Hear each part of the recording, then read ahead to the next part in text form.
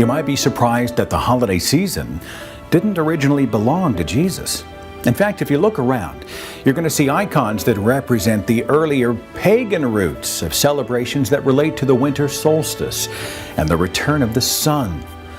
Not the sun, the sun.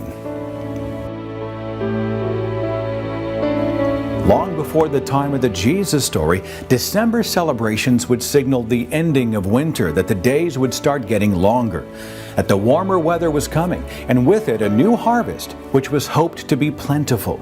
And so to petition the gods for good crops the next year, celebrations and offerings would be made in the month of December.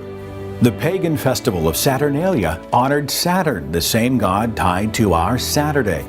The Vikings of Scandinavia honored Balder. Ancient Egyptians honored their sun god Ra, and so on. The gods would hopefully bless the land and the people, and the long winter would finally be over. Many of these gods had a special plant, the evergreen, which is most certainly the explanation for why you and I have a decorated evergreen tree in our living rooms every December. The Christmas tree harkens back to the honoring of gods that came well before Jesus and definitely were not Christian. In fact, Christmas trees were considered pagan symbols right here in the U.S. until the 1840s. That's right, if you celebrate Christmas, there's a really good chance you have a pagan symbol in your living room. Here's an example. Do you have mistletoe hanging over a doorway in your house?